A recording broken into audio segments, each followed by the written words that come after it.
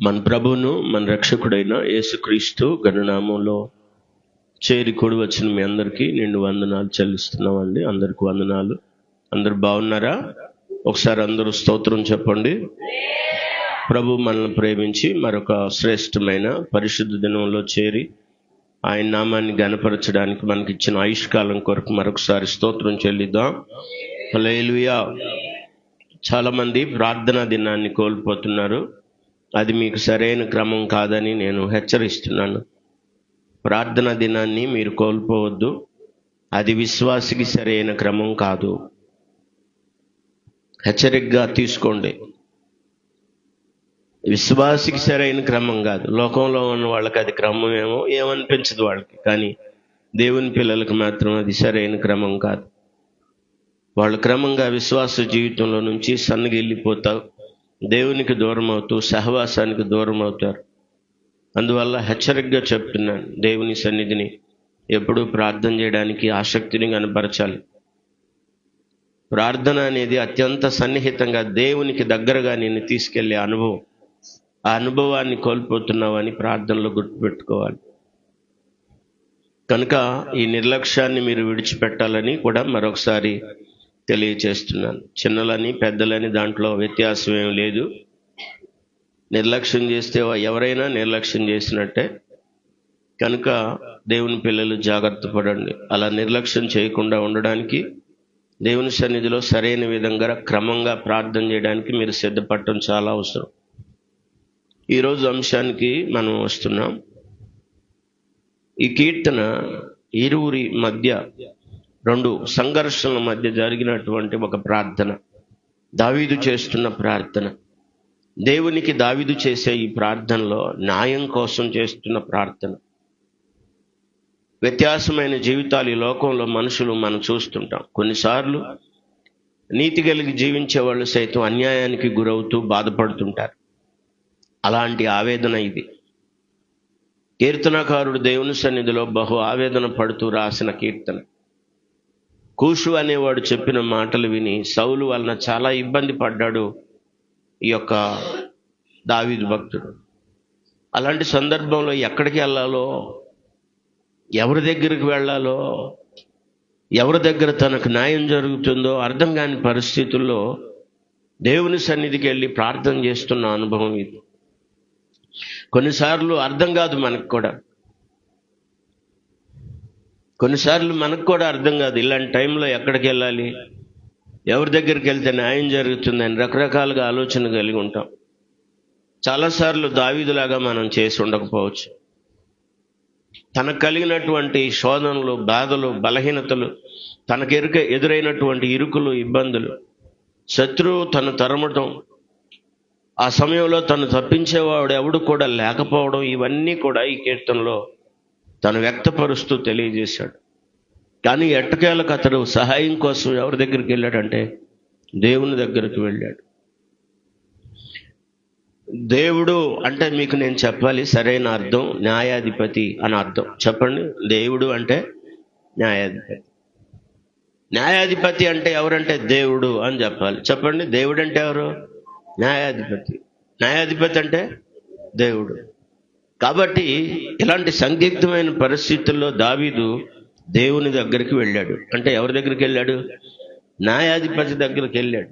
మీరు నిర్గమాకాండం 21వ అధ్యాయంలో, నిర్గమాకాండం 22 అధ్యాయాల్లో మీరు జాగ్రత్తగా గమనిస్తే అక్కడ కొన్ని విషయాలు మనకి అర్థమవుతాయి. ఎవరి మధ్య అయినా ఇరువురి మధ్య వ్యాజ్యం ఉన్నప్పుడు, ఏదైనా సమస్య ఉన్నప్పుడు వారు ఎక్కడికి వెళ్ళాలి అంటే న్యాయాధిపతి దగ్గరికి వెళ్ళాలి. 21వ అధ్యాయంలో 6వ వచనం, వాని యజమానుడు దేవుని యొద్దకు వానిని తీసుకొని రావాలను. అక్కడ గమనించారు ఆ పుట్నోట్లో, వాని యజమానుడు దేవుని యొద్దకు వానిని దేవుని యొద్దకు, దేవుని అన్న దగ్గర పుట్నోట్లో ఒక అంకి ఉంది చూడండి, కింద ఏమని ఉంది? న్యాయాధిపతి. ఇప్పుడు ఈ వ్యక్తి ఎక్కడికి వెళ్ళాడు? ఎక్కడికి తీసుకువెళ్ళాలి అంటే దేవుని దగ్గరికి తీసుకువెళ్ళాలి అంటున్నాడు. అక్కడ యజమానుడు పనివాని యొక్క సంఘర్షణ, అది వ్యాజ్యం. అది తర్వాత 22వ అధ్యాయంలోకి రండి. 22వ అధ్యాయంలో అప్పగించబడినటువంటి ఎద్దును గూర్చి ఒక వ్యక్తి ఇంకొక వ్యక్తికి అప్పగించాడు, కానీ దాన్ని కోల్పోవటం వలన, దానికి నష్టం జరగటం వలన ఆ సమస్య పరిష్కారం కోసం కూడా ఎక్కడికి రావాలంటే న్యాయాధిపతి దగ్గరికి రావాలి. 8వ వచనం 9వ వచనం, 22, 8, 9 వచనాలు. ఒక దొంగ దొరకని ఎడల, ఆ దొంగ దొరకని ఎడల ఆ ఇంటి యజమానుడు తన పొరుగువాని పదార్థములను తీసెను లేదో పరిష్కారం గుడ్డుకై దేవుని యొద్దకు రావలెను. ప్రతి విధమైన ద్రోహమును గూర్చి, అనగా ఎద్దును గూర్చి, గాడిదను గూర్చి, గొర్రెను గూర్చి, బట్టను గూర్చి, పోయిన దానిని ఒకడు చూచి అది నాదని చెప్పిన దానిని గూర్చి ఆ ఇద్దరి వ్యాజ్యము దేవుని యొద్దకు తేబడవలెను. అది సమస్య ఏదైనా కావచ్చు, ఇద్దరి మధ్య జరుగుతున్నటువంటి సంఘర్షణ. కొన్ని విషయాలు చెప్పాడు అక్కడ, ఎద్దును గూర్చి, గాడిదను గూర్చి, గొర్రెను గూర్చి, బట్టను గూర్చి, పోయిన దాన్ని గురించి, ఏది వాడు ఒకడొచ్చి ఇది నాదని చెప్పిన దాన్ని గూర్చి, ఆ వాదనను గూర్చి ఇరువురు కూడా ఎక్కడికి వెళ్ళాలంటే దేవుని దగ్గరికి వెళ్ళాలి. కొన్నిసార్లు నలిగిపోతున్న అనుభవం మనలో కూడా కనబడతా ఉంటుంది. ఈ పరిస్థితులు ఏంటి, నేను ఎక్కడికి వెళ్ళాలి, ఎవరి దగ్గరికి వెళ్ళాలి? అది ఏ సమస్య అయినా ఇరువురి మధ్య, చివరికి భార్యాభర్తల మధ్య జరుగుతున్న సంఘర్షణ అయినా కూడా ఖచ్చితంగా ఒక మనిషి వెళ్ళాల్సింది మనుషుల దగ్గరికి కాదు, కానీ న్యాయాధిపతి దగ్గరికి వెళ్ళాలి. అంటే దేవుని వద్దకు వెళ్ళాలి. ప్రభువా, ఈ సమస్య నాకుంది, నాకు ఈ వ్యాజ్యం ఉంది. అది ఎక్కడైనా ఇద్దరి మధ్య జరుగుతున్నటువంటి సంఘర్షణ, అది బట్టను గూర్చి కావచ్చు, ఎద్దును గూర్చి కావచ్చు, గొర్రెను గూర్చి కావచ్చు, పోయిన దాన్ని గూర్చి కావచ్చు, లేకపోతే భార్యను గురించి కావచ్చు, భర్తను గురించి కావచ్చు, అది పొలాన్ని గురించి కావచ్చు, అది స్థలాన్ని గురించి కావచ్చు, రకరకాల సంఘర్షణల మధ్య జరుగుతున్న, ఇరువురి మధ్య జరుగుతున్నటువంటి దానిని గూర్చి దాన్ని పరిష్కారం చేసుకోవడానికి ఆ వ్యక్తి ఎక్కడికి రావాలి అంటే దేవుని దగ్గరికి, న్యాయాధిపతి దగ్గరికి రావాలి, దేవుని దగ్గరికి రావాలి. పుట్నోట్లో ఆ వాక్య చూసారా మీరు? ఆ ఇద్దరి మధ్య 4వ లైన్ చదువుతున్నాను 9వ వచనంలో, ఆ ఇద్దరి వ్యాజ్యము దేవుని యొద్దకు తేబడవలెను. మళ్ళీ అన్నాడు కదా, దేవుడు ఎవరి మీద నేరము స్థాపించునో వాడు తన పొరుగువానికి 2 అంతలు. అక్కడ కూడా దేవుడు అనే దగ్గర పుట్నోట్లో మళ్ళా కింద న్యాయాధిపతి అని ఉంది. దీంట్లోనే మరొకసారి రాయబడింది 22వ అధ్యాయంలో 28వ వచనం.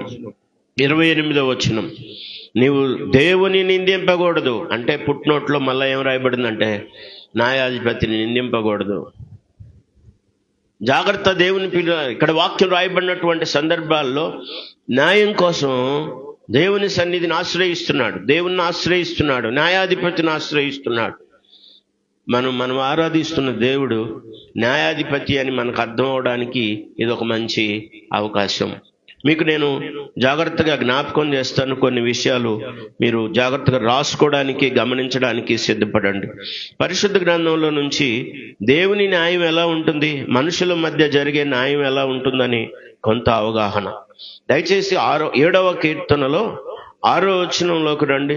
యెహోవా కోపం తెచ్చుకొని లెమ్ము, నా విరోధులను ఆగ్రహము అణుచుటకై లెమ్ము, నన్ను ఆదుకొనుటకై మేల్కొనుము. న్యాయ విధిని నీవు నియమించి ఉన్నావు. అందరూ ఆమేన్ చెప్పండి. న్యాయ విధిని నియమించేది ఎవరు? దేవుడు. న్యాయాధిపతి ఎవరు? దేవుడు. కాబట్టి న్యాయం జరగాలి అని కోరుకునే వ్యక్తి న్యాయాధిపతి దగ్గరికి వెళ్తే దొరుకుతుంది, అన్యాయస్తుల దగ్గర న్యాయం దొరకదు. ఒకసారి విధవరాలు కొత్త నిబంధన గ్రంథంలో అన్యాయస్తుడైన న్యాయాధిపతి దగ్గరికి వచ్చి నాకు నా ప్రతివాదికి న్యాయం తీర్చని తరచూ బతిమలాడుతూ వచ్చింది.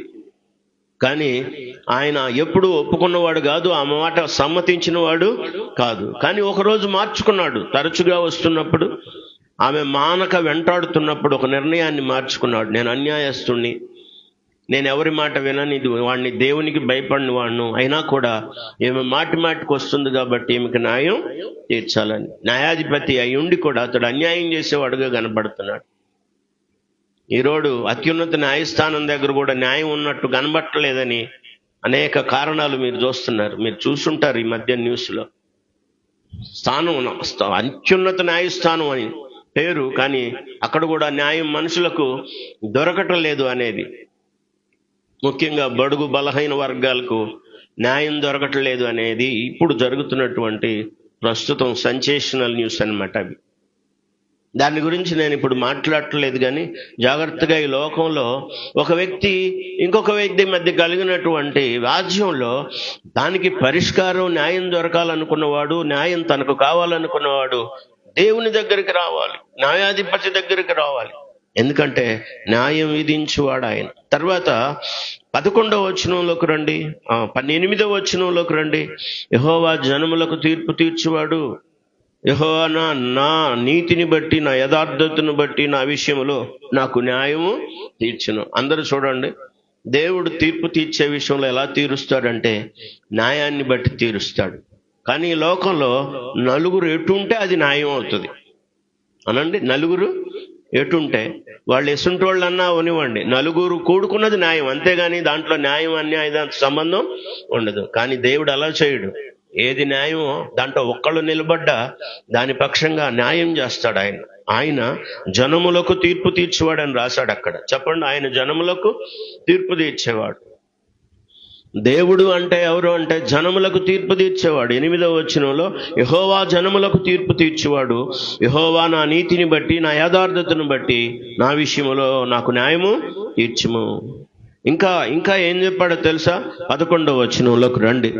న్యాయమును బట్టి ఆయన దేవుడు వెనక్కి తిప్పునన్నది. ఒకసారి అందరూ స్తోత్రం చెప్పండి గట్టిగా. న్యాయమును బట్టి తీర్పు తీర్చును. లోకంలో ఇలాంటి తీర్పు మనకి జరగదు, దొరకదు. కానీ న్యాయాన్ని బట్టి తీర్పు తీర్చేవాడు దేవుడు. అత్యున్నత న్యాయస్థానంలో కూడా న్యాయం జరగట్లేదు, అది ఇప్పుడు నానుడు. కోర్టుల్లో న్యాయం జరగట్లేదు. ఈ మధ్య సుప్రీంకోర్టుకి నిన్న మొన్న జరిగినటువంటి ఒక న్యూస్, ఒక బాలిక అత్యాచారం చేయబడింది. అధికారం పక్షం కలిగిన వారు ఆ అమ్మాయిని డిఎస్పీ చేత ఏం చేశారంటే బెదిరించారు, కేసు వెనక్కి తీసుకోమని. ఆ అమ్మాయి హైకోర్టుకి వెళ్ళి వాళ్ళ తల్లి అప్పీల్ చేసింది. కోర్టులో మేము పోలీస్ స్టేషన్లో కేసు పెట్టాం, అత్యాచారం చేసినటువంటి అమ్మాయిని వాళ్ళు అత్యాచారం చేసి అధికార బలంతో, అండతోటి వాళ్ళు ఏం చెప్తున్నారంటే కేసు వెనక్కి తీసుకోవాలని. వాళ్ళ తల్లి హైకోర్టుకు వెళ్ళి అప్పీల్ చేసింది. నా కుమార్తెను బెదిరిస్తున్నారు అత్యాచారం చేసిన వాళ్ళు, నాకు న్యాయం ఎక్కడ జరుగుతుందని అడిగింది. అప్పుడు ఆ డిఎస్పీని ఇంకా ఐజీని ఎవరెవరైతే అక్కడ పోలీస్ అధికారులందరూ కొమ్మక్కయ్యారు అక్కడ. ఎందుకంటే ధనమదం, అధికార మదం. కొంతమందికి డబ్బు ఉంటే వాళ్ళు ఏం చేసినా చెల్లుతుంది అనుకుంటారు, కొంతమందికి అధికారం ఉంటే వాళ్ళు ఏం చేసినా చెల్లుతుంది అంటారు. అక్కడ న్యాయమా అన్యాయమా అనే దాంతో సంబంధం ఉండదు. ప్రస్తుతం ఇప్పుడు జరుగుతున్న పరిస్థితులు అవే. ఈ మాటలు మీరు జాగ్రత్తగా వినాలి. అప్పుడు హైకోర్టు వాళ్ళు ఏమన్నారంటే, మీరు పోలీసులు అయినంత మాత్రాన ఎలా మీరు బెదిరిస్తారు ఆ వ్యక్తిని, ఆ అమ్మాయిని? అత్యాచారం జరిగిన బాధితురాలి పక్షంగా నిలబడాల్సిన వారై ఉండి పోలీసులు మీరు ఆ అమ్మాయికే మీరు బెదిరింపులు తీసుకొస్తారా కేసు వెనక్కి తీసుకోవాలని? అంటే దీంట్లో మరి రాజకీయ ప్రమేయం ఉందని చెప్తే రాజకీయ ప్రమేయం ఉందని మీకు కలగన్నారా, మీకు దర్శనం వచ్చిందని అడిగారు. సిగ్గుపడాల్సి వచ్చింది. డిఎస్పీ, ఐజీ కింద ఉన్నటువంటి ఎస్ఐ అందరూ కూడా.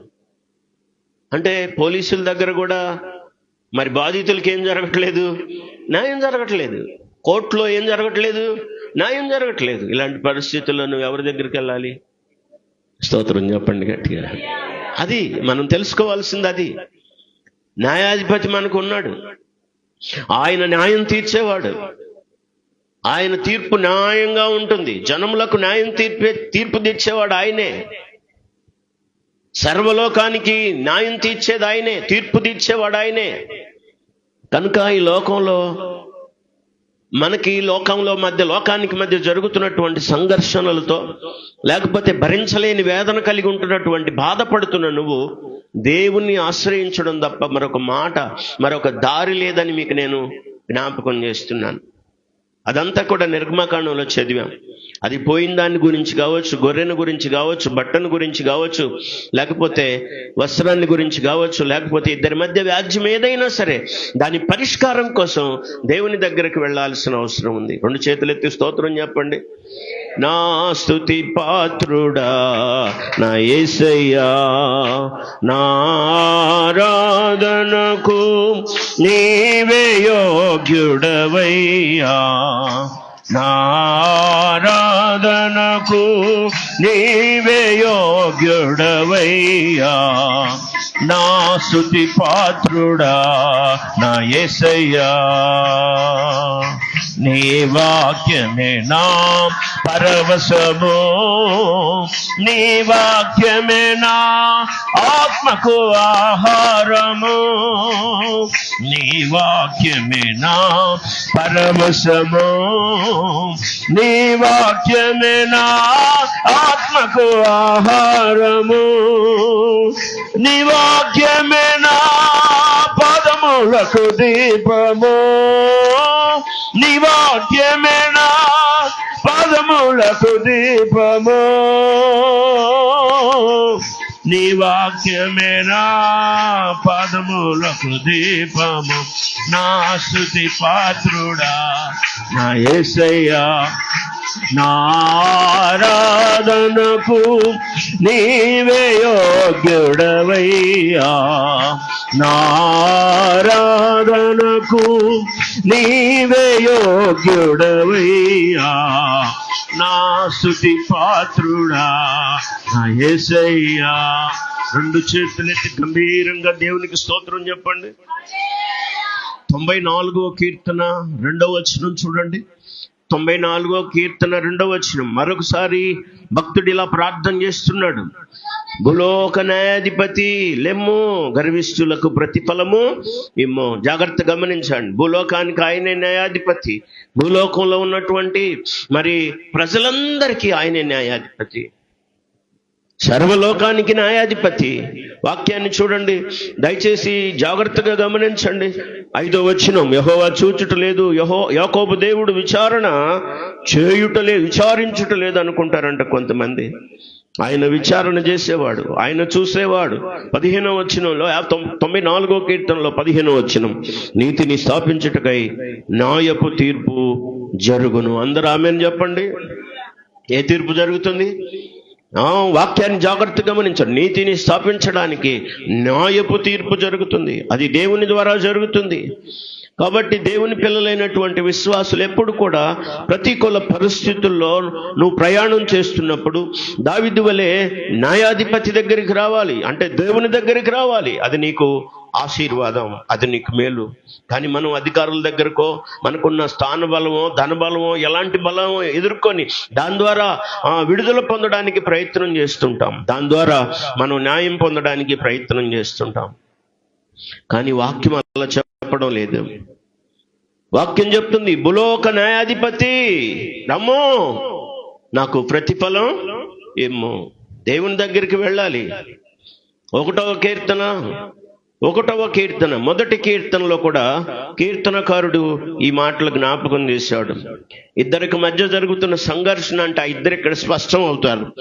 మొదటి అధ్యాయంలో 4-5 వచనాలు. దుష్టులు అలాగు నుండక గాలికి చెదరగొట్టు పొట్టువలే ఉంటారు. 5వ వచనం జాగ్రత్తగా చూడండి. కాబట్టి న్యాయమర్శలో దుష్టులను, నీతిమంతుల సభలో పాపులను నిలవరు. ఇద్దరు ఉన్నారు కదా, ఎవరు వాళ్ళు? దుష్టులు నీతిమంతులు. దుష్టులు పాపులు కాదు, దుష్టులు నీతిమంతులు ఇద్దరున్నారు. ఆ ఇద్దరు 2 ప్రదేశాల్లో, ఒకళ్ళ నిలిచేవారు, ఒకళ్ళ నిలవని వారు. ఎక్కడ అంటే వాక్యం చెప్తుంది కదా, కాబట్టి న్యాయమర్శలో దుష్టులు నిలబడరు, నీతిమంతుల సభలో పాపులు నిలబడరు. మనలో దుష్టత్వం, పాపం ఉండి నీతిమంతుల సభలో నిలవాలి అంటే అది జరిగే పని కాదు. నీకు న్యాయం జరగాలని కోరుకోవడం తప్పు. దుర్మార్గం చేస్తూ దుష్టత్వంతో జీవిస్తున్న నీవు నీతి జరగాలని కోరుకోవడం అబద్ధం. దేవుడు అలా జరిగించడు. ఎవరి దుష్టత్వంలో ఉండే వారి పక్షంగా దేవుడు ఉంటాడని ఎక్కడ వాక్యంలో లేదు. వాళ్ళు గొప్పవాళ్ళైనా, వాళ్ళు ఏం చేసేవాళ్ళైనా వారికి న్యాయం చేస్తానని దేవుడు ఎక్కడ చెప్పలేదు. బలహీనులైనా, వారు దిక్కుమాలిన వారైనా, మనుషుల చేత తృణీకరింపబడిన వారైనా వారి పక్షంగా నేను వ్యాజ్యమాడతాను, న్యాయం చేస్తాను అని చెప్పాడు. న్యాయం పక్షంగా ఉండే దేవుడు న్యాయాధిపతి. చెప్పండి, ఎవరి పక్షంగా ఉండేవాడు? న్యాయం పక్షంగా, నీతి పక్షంగా, నీతి యథార్థతల పక్షంగా ఉంటాడు ఆయన. వారి పక్షంగా ఆయన న్యాయం చేయడానికి నిలబడతాడు ఆయన. అందుకే ఆయనకు భూలోక న్యాయాధిపతి అన్నారు. దుష్టులు న్యాయవిమర్శలో నిలబడరు, నీతిమంతుల సభలో పాపులు నిలబడరు. మనం ఎవరిలా ఉంటున్నాం? ఇక్కడ వ్యత్యాసం కలిగినటువంటి ఇద్దరు వ్యక్తులను మనం ఈ 7వ కీర్తనలో చూస్తున్నాం. 7వ కీర్తనలో దావీదు కనపడుతున్నాడు. మిగతా వాళ్ళు దుష్టులుగా, మరి అయోగ్యకరమైన జీవితాన్ని జీవించేవాళ్ళు. వాళ్ళు తను మేలు చేస్తే కీడు చేసేవాళ్ళుగా కనబడుతున్నారు. చాలాసార్లు వాళ్ళకి మంచి భోజనం పెట్టాడంట ఆయన, వాళ్ళని చేద తీర్చాడంట, వాళ్ళని హక్కును చేర్చుకున్నాడంట. కానీ వాళ్ళు మాత్రం దావీదును తరమడానికే చూసినట్లుగా రాయబడింది. ఒకసారి చూడండి, ఒకవేళ నాకు శిక్ష వస్తే ఇలా రావాలి అని తను చెప్తున్నాడు. మనం అలా కోరుకోగలమా? 4వ వచనంలోకి రండి దయచేసి. 3వ వచనం, యెహోవా నా దేవా, నేను ఈ కార్యము చేసిన ఎడల, నా చేత పాపం జరిగిన ఎడల, నాతో సమాధానముగా ఉండిన వారికి నేను కీడు చేసిన ఎడల, శత్రువు నన్ను తరిమి పట్టుకొననిమ్ము. న్యాయం అంటే ఇది కదూ. ఇలా చెప్పగలవా నువ్వు? నేను కానీ కీడు చేస్తే, నేను కానీ నాతో సమాధానంగా ఉన్న వాళ్ళకి కీడు చేస్తే, నన్ను దుష్టుని తరిమి పట్టుకొననిమ్ము అంటున్నాడు. నన్ను లోకానికి అప్పగించు. నేను కానీ కీడు చేస్తే నన్ను తరిమే వాళ్ళ చేతులకు అప్పగించు. ఏం చేశాడంటే ఆయన, జాగ్రత్తగా మీరు చూడండి, నా చేత పాపము జరిగిన ఎడల నన్ను శిక్షించు, ఆ శిక్షకు నన్ను అప్పగించు నేను చేసిన దాన్ని బట్టి. కానీ నేను పాపం చేయకుండాను, నేను కీడు చేయకుండాను, నాతో సమాధానంగా ఉన్న వారికి నేను మేలు చేశానే. అక్కడ రాయబడిన మాట చూడండి, 5వ వచనంలోకి రండి. శత్రువు నన్ను తరిమి పట్టుకొననిమ్ము, నా ప్రాణము నేలకు అనగదొక్కనిమ్ము, నా అతిశయాస్పదమును మంటిపాలు చేయనిమ్ము, నిర్నిమిత్తముగా నన్ను బాధించిన వారిని నేను సంరక్షించి తిని కదా అనండి. ఏం చేశాడంటే దావీదు, నేను సంరక్షించాను వాళ్ళని, నేను పోషించాను వాళ్ళని, నేను ఆదుకున్నాను. కానీ నిర్నిమిత్తంగా, కారణం లేకుండా వాళ్ళని నేను ఆదుకున్నాను. కానీ వాళ్ళు ఇప్పుడు నన్ను తరిమే వాళ్ళు అయ్యారు. ఇప్పుడు నన్ను తప్పించేవాడు ఎవడు లేడు. కాబట్టి దేవా, నేను నీ దగ్గరికే వస్తున్నాను. నాకేం కావాలి? న్యాయం కావాలి. నువ్వు తీర్పు తీర్చేవాడు, జనములకు తీర్పు తీర్చేవాడు, భూలోక న్యాయాధిపతివి, సర్వలోకానికి న్యాయాధిపతివి అంటాడు ఆదికాండంలో. 18వ అధ్యాయం 25వ వచనం చూడండి. ఆదికాండం 18:25 వచనం. త్వరగా ఆదికాండం. ఆ చొప్పున చేసి మృతులతో కూడా దుష్టులతో కూడా నీతిమంతులను చంపుట నీకు దూరమగునుగాక. నీతిమంతుని దుష్టునితో సమానముగా ఎంచుట నీకు దూరమగునుగాక.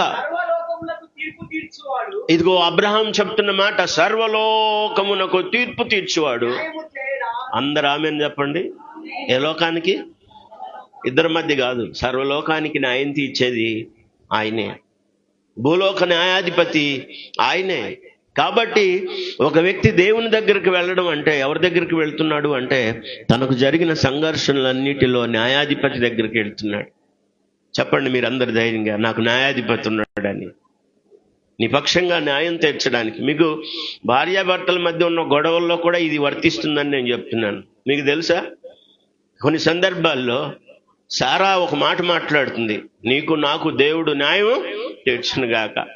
యాకోబు లాబాను మధ్య దేవుని సంఘర్షణ జరుగుతుంది. ఆయన అంటాడు, నీకు నాకు మధ్య దేవుడు న్యాయం తీర్చునుగాక. ఏ ఇద్దరి మధ్య జరుగుతున్న సంఘర్షణ అయినా న్యాయం అతన్ని ఎక్కడికి తీసుకురావాలంటే, న్యాయం కొరకు అతన్ని దేవుని దగ్గరకు తీసుకురావాలి.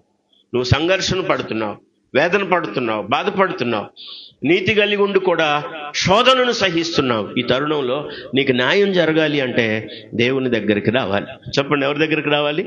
దేవుని దగ్గరికి రావాలి. కానీ నువ్వు ఎవరెవరి దగ్గరికో వెళ్తున్నావు. ఇళ్ల పక్క వాళ్ళ దగ్గరికి వెళ్ళి, ఇంటి ముందు దగ్గరికి వెళ్ళి, వాళ్ళ దగ్గరికి వెళ్ళి ఏడిస్తే, నువ్వు ఏడిచిన విషయాలన్నీ తీసుకెళ్ళి తాటాకులు కడతారు నీకు. వాళ్ళు ఇట్టంట అట్టంట అని, అంతే తప్ప నీకేమేమి జరగదు. నీ గురించి మంచి ఎవరు చెప్పరు. నువ్వు ఎవరితో పంచుకున్నావో వాళ్లే తీసుకెళ్లి ఊరు జనానికి చాటింపేస్తారు. అటు తెలిసి ఇటు తెలిసి వచ్చిన తర్వాత ఎక్కడి నుంచి వచ్చిందంటే పాస్టర్ గారి దగ్గర నుంచి వచ్చిందంటారు. కానీ ఆ వార్త బయటకు ఎట్లెళ్ళింది? నీ నోట్లో నుంచే వెళ్ళింది అది. నువ్వే బయటకు పిలిచి నాకు సన్నిహితంగా ఉన్నారని చెప్పి వాళ్ళతో నువ్వు పంచుకున్నావు. అది అంతా చక్కర్లు కొట్టుకుంటా ఎటు తిరిగి మళ్ళీ ఎక్కడికి వచ్చింది అది? పాస్టర్ గారి దగ్గరకు వచ్చింది. పాస్టర్ గారు అందుకే చెప్పాడు, లేకపోతే పాస్టర్ గారికి ఏం తెలుసు? ఎవరి కుటుంబాల్లోకి నేను తొంగి చూడండి, అది నాకు దూరం ఒకని గాక. చెప్పండి ఆమేనని. నాకు సంబంధం లేని విషయాలు నేను ఎక్కడ తలదూర్చను, కానీ నా దగ్గరకు వచ్చిందంటే మాత్రం బాణం తగిలినట్టే. ఆమేన్ చెప్పండి అందరు కూడా. స్తోత్రం చెప్పండి. విశ్వాస జీవితంలో నీకు అన్యాయం జరుగుతుంది అనిపిస్తే నువ్వు దేవుని దగ్గరికి వెళ్ళడం తప్ప ఏ మనిషి దగ్గరికి వెళ్ళినా నీకు అవమానం జరుగుతుందేమో కానీ న్యాయం మాత్రం జరగదు. నువ్వు మంచి అనుకునే వాళ్ళు సైతం నీకు న్యాయం చేయరు, నిన్ను బజారుకి ఇచ్చి నిన్ను బట్టబయలు చేస్తారు, అవమానపరుస్తారు.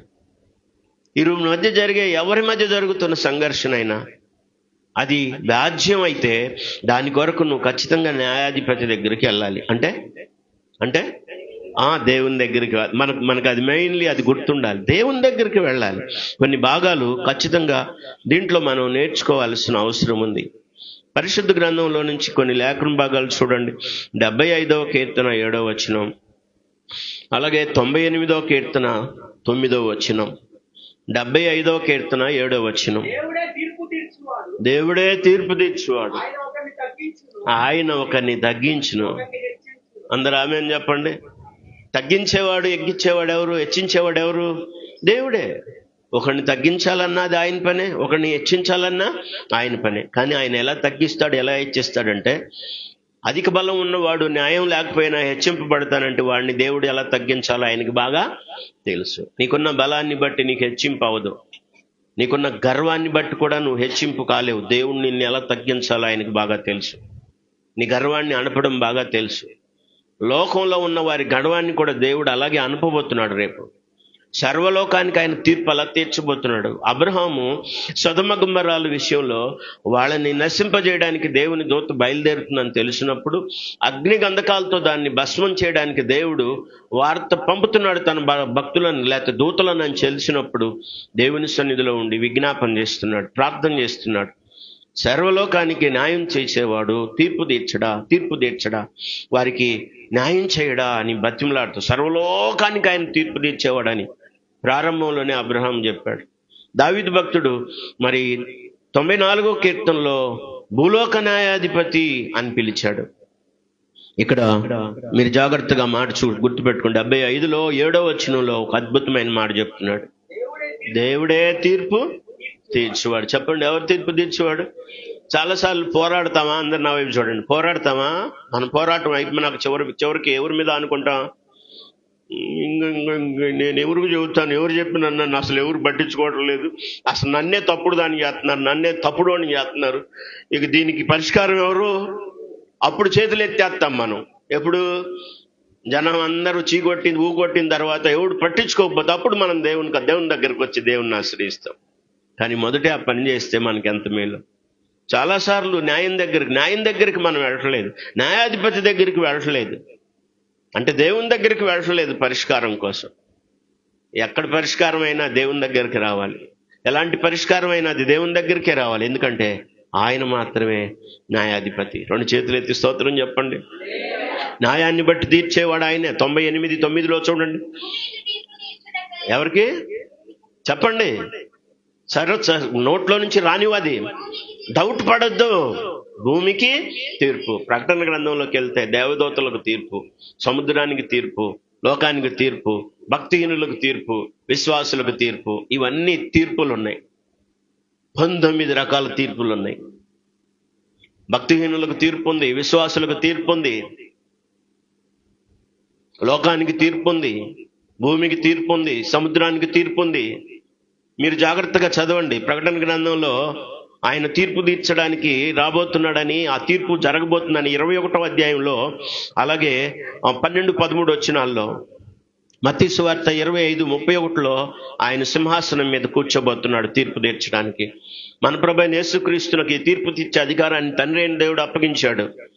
యోహాను సువార్తలో 5వ అధ్యాయం 23-27 వచనాల్లో రాయబడింది. జాగ్రత్తగా మీరు గమనించండి. ప్రకటన గ్రంథం 21వ అధ్యాయం 12వ వచనం 13వ వచనం. ఇదిగో త్వరగా వస్తున్నాను. వాని వాని క్రియల చొప్పున ప్రతి వానికి ఇచ్చుటకు నేను సిద్ధపరిచిన జీతం నా యొద్ద ఉన్నది. చదవాలి. నేనే అల్ఫా ఓమేగా, మొదటి వాడను కడపటి వాడను, ఆదియు అంతమునై ఉన్నాను. 13వ వచనం 13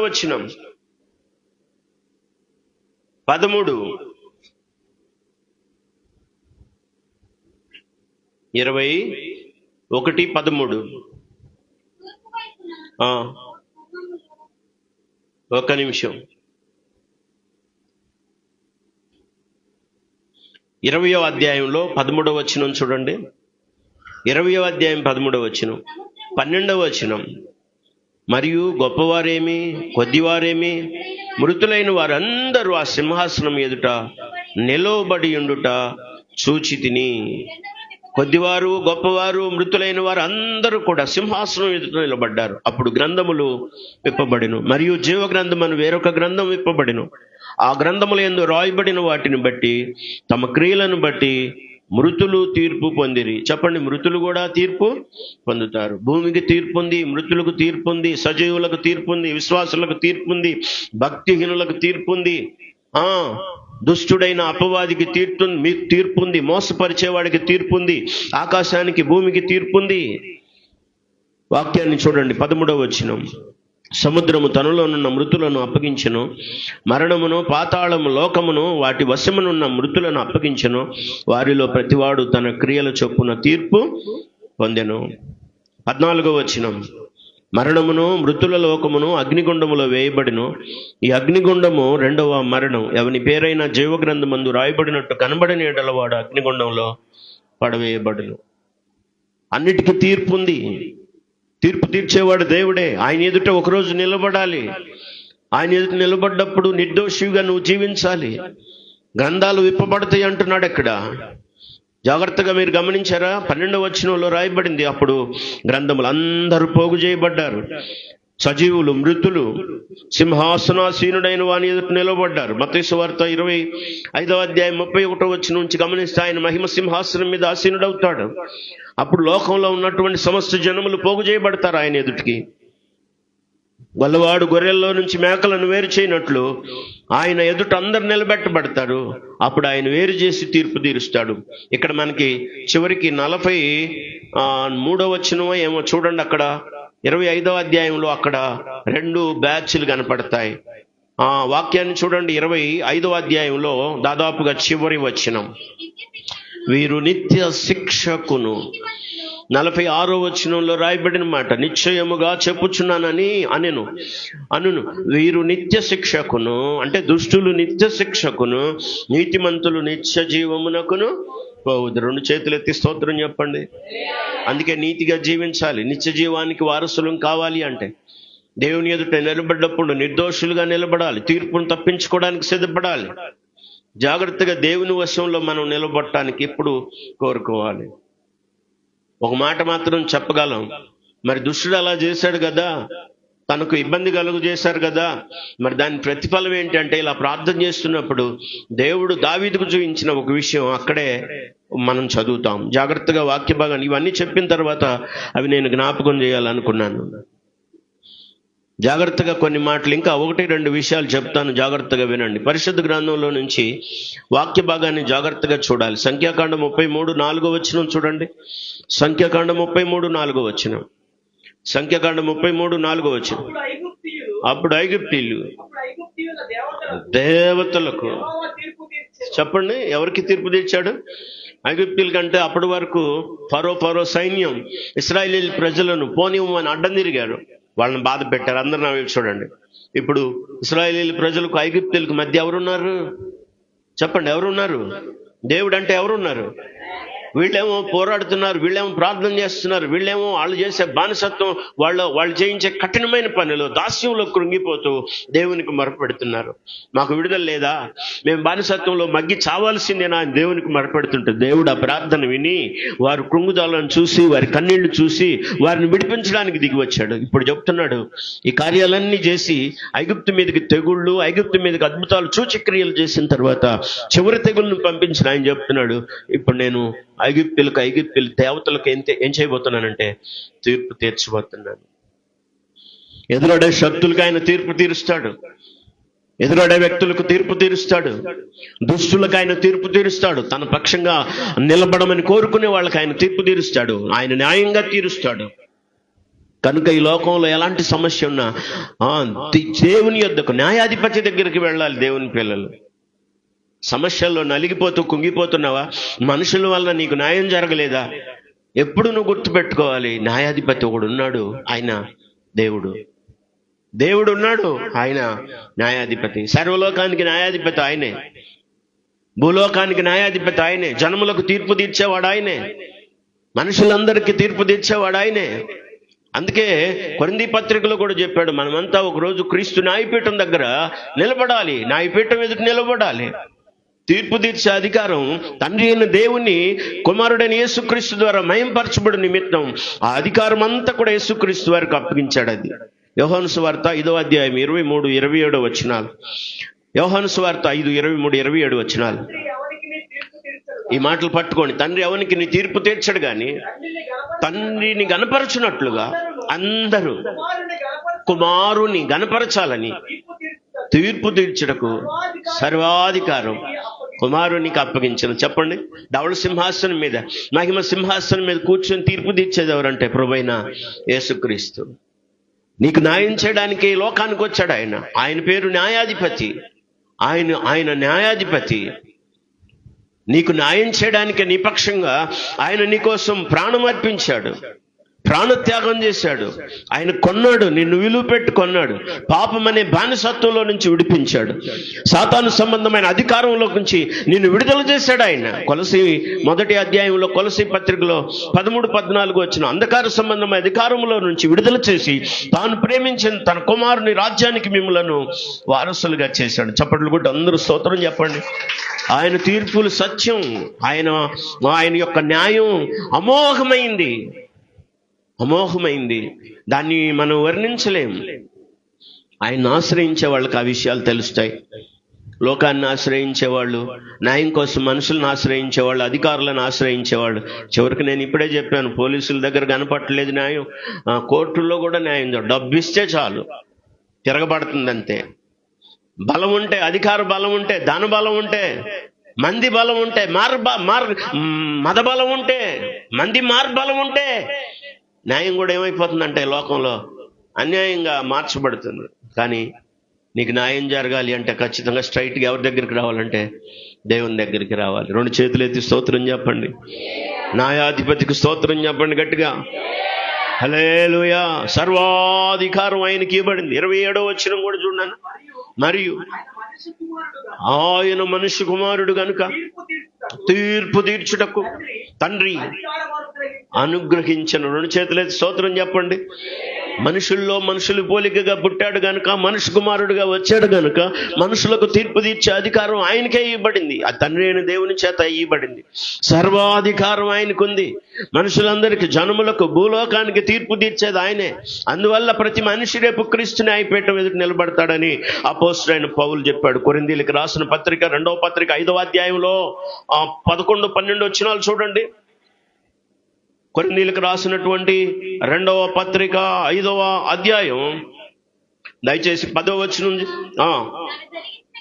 తాను జరిగించిన క్రియల చొప్పున మంచివైనను సరే, 10వ వచనం, తాను జరిగించిన క్రియల చొప్పున అవి మంచివైనను సరే చెడ్డవైనను సరే దేహంతో జరిగించిన వాటి ఫలమును ప్రతివాడు పొందినట్లు మనమందరము క్రీస్తు న్యాయపీఠం ఎదుట ప్రత్యక్షము కావాలను. మంచి చేసావా, చెడ్డ చేసావా, ఇప్పుడు బుకాయించవచ్చు అవును కాదని.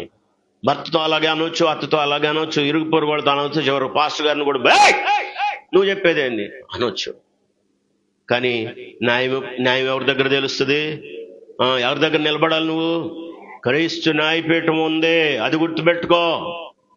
క్రీస్తు న్యాయపీఠం ముందు నిలబడాలి. అప్పుడు తెలుస్తుంది నువ్వేం చెప్పావు, నేనేం చెప్పానని, మనమేం చెప్పామని. అవును, ఒకరోజు ఆయన ముందు నిలబడాలి. క్రీస్తు న్యాయపీఠం, నువ్వు జరిగించింది మంచిదైనా చెడ్డదైనా సరే క్రీస్తు న్యాయపీఠం దగ్గర నిలబడాలి. ఇప్పుడు బుకాయించి రైట్ అనిపించుకోవచ్చు మనుషుల చేత. నలుగురిని భోగేసిన వాళ్ళది న్యాయం అనుకుంటున్నారు కదా. బలం ఉండి నలుగురిని భోగెత్తి న్యాయం అనుకుంటున్నారు. ఏది న్యాయమో ఏది అన్యాయమో తేల్చేది ఎవరు? దేవుడు. అప్పుడు నీ గుట్టు రొట్టు అవుతుంది. నువ్వు చెప్పింది ఏదో, కాందేదో, అవునేదో, నిజమేదో బయటకు వస్తుంది. వాళ్ళకి ఎంత ప్రశాంతంగా ఉందో వాకిట్లో. అమ్మా, రాత్రి నిద్రగాసి ఏం చేసావో నాకు తెలియదు, మరి night out, all night prayer చేసినట్టున్నారు. స్తోత్రం చెప్పండి. శనివారం ప్రార్థనకు రాలా, ఆల్ నైట్ ప్రేయర్ చేస్తున్నారేమో మరి. భక్తులు క్రమంగా ఏది చేయరు.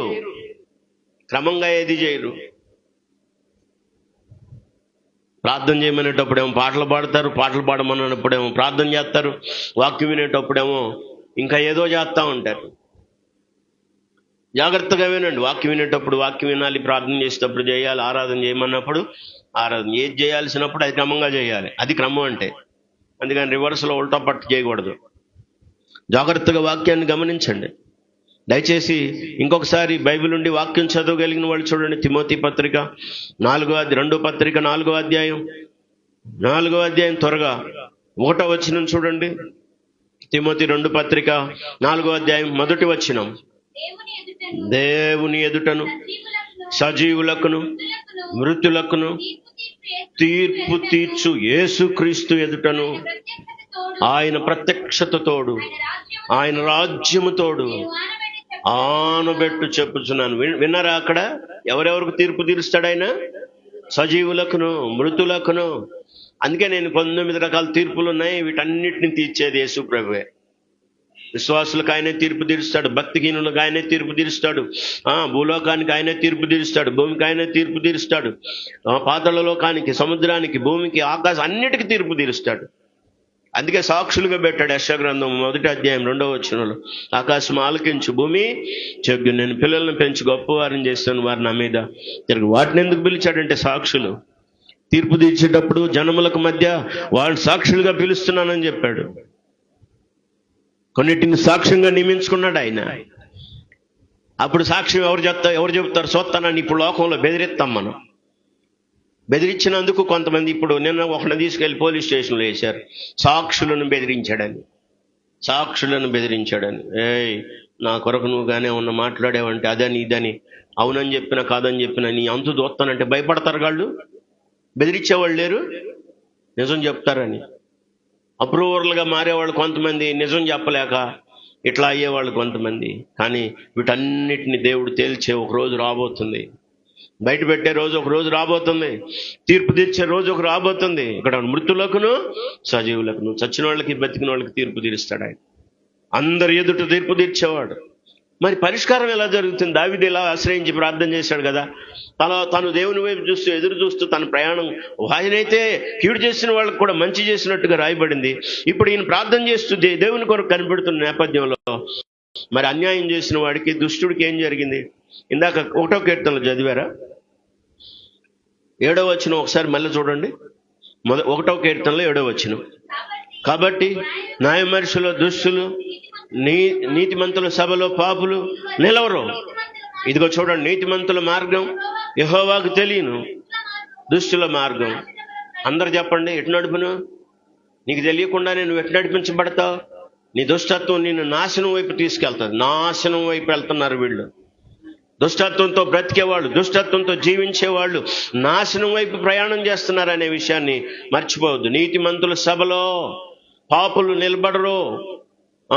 నీతిమంతుల మార్గం యెహోవాకు తెలియను, దుష్టుల మార్గం అయితే నాశనానికి నడుపుతుందని దేవుని వాక్యం చెప్తుంది. కూర్చోబెట్టు, అటు ఇటు సుతారం చూడొద్దు.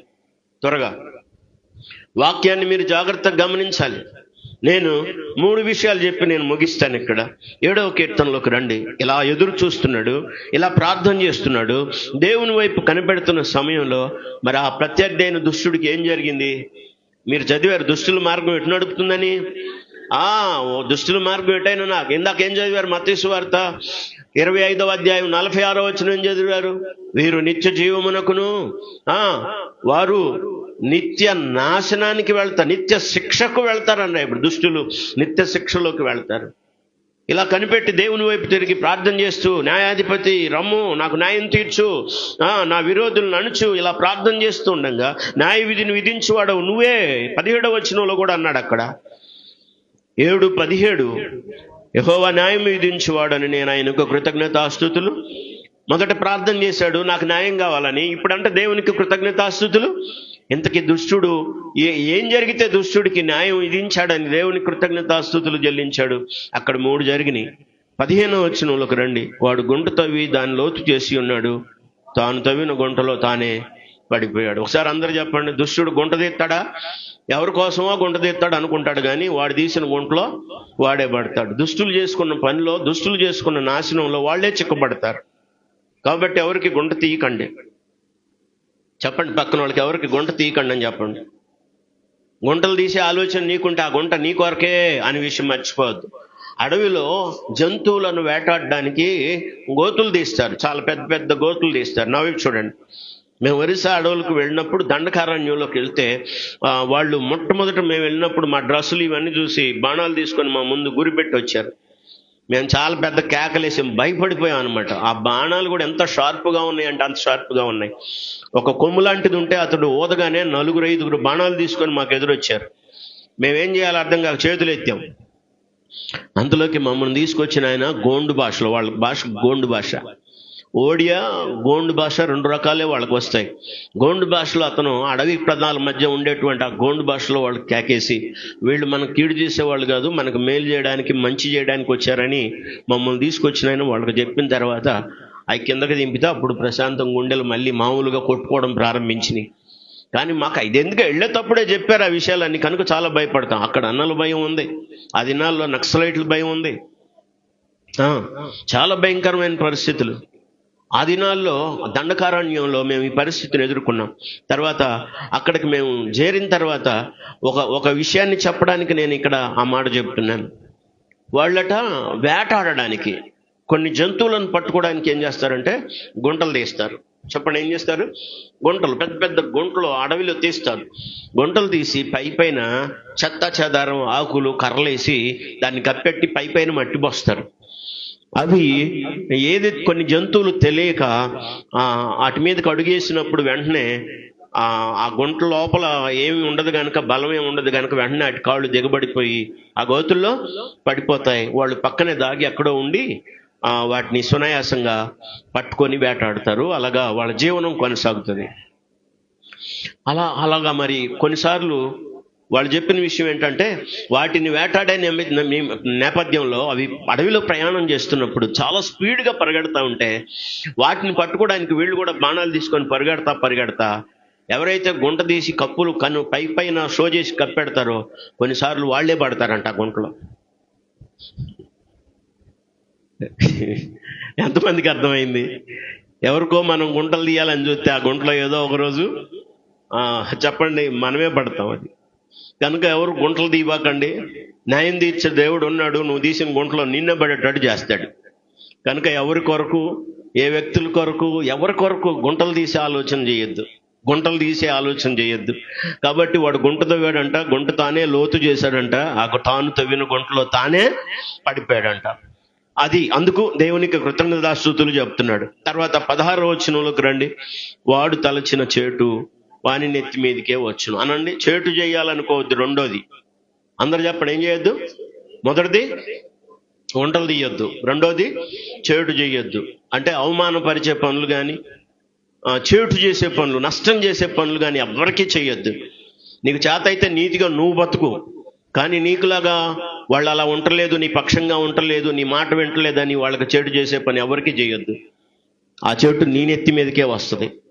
అది కూడా చెప్తున్నాడు అక్కడ 16వ వచనం. తాడు తలచిన చేటు వాని నెత్తి మీదకే వచ్చును, వాడు యోచించిన బలత్కారము వాని నడినెత్తి మీదనే పడును అనండి.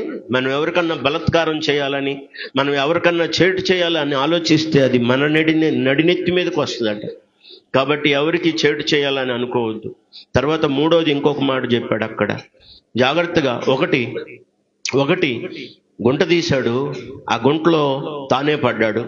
తర్వాత చేటు చేశాడు, ఆ చేటు వాని నెత్తి మీదకే వచ్చినట్లుగా మనం వాక్యాన్ని చదువుతున్నాం. ఇంకా చాలాసార్లు మత్తయి సువార్తలో ప్రభు చెప్పాడు, మీరు కీడుకు ప్రతి కీడు ఎవరికి చేయొద్దు, కీడు చేసేవానికి కీడే మూడుతుంది అన్నాడు ప్రసంగి గ్రంథంలో. అనండి, కీడు చేసేవాడికి, పక్కన వాళ్ళకి చెప్పండి, మరి కీడు చేస్తే కీడే మూడిద్ది. ఏం మూడిద్ది? పక్కన వాళ్ళకి మూడిద్ది అని చెప్పండి.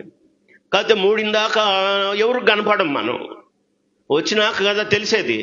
తప్పనిసరిగా ఇది మాత్రం నిజం. ఎందుకంటే ఆయన ఎవరు? న్యాయాధిపతి. దేవుడి దగ్గరికి వెళ్ళు. కష్టం ఉందా, కన్నీరుందా, బాధ ఉందా, ఇద్దరి మధ్య వ్యాజ్యం ఉందా, అది భార్యాభర్తలైనా, పక్కవాడైనా, పరోక్షంగా ఉన్నా, ప్రత్యక్షంగా ఉన్నా, ఏ పరిస్థితుల్లో ఉన్నా నీ వ్యాజ్యాన్ని ఎక్కడ తీసుకెళ్ళాలి? దేవుని వద్దకంటే న్యాయాధిపతి దగ్గరికి తీసుకెళ్ళు.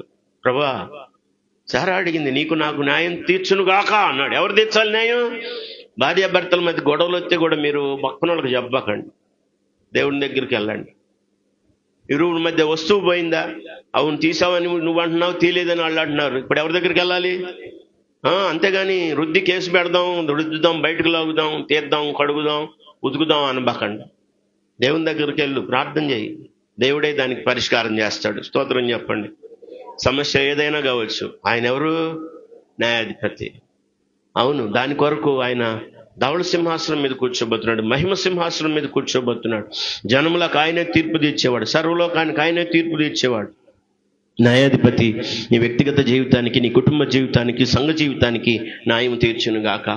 తల్లు వంచండి, ప్రార్థన చేసుకుందాం. ప్రభు తన మాటలు మన కొరకు ఆశీర్వదించును గాక. ప్రార్థన చేసి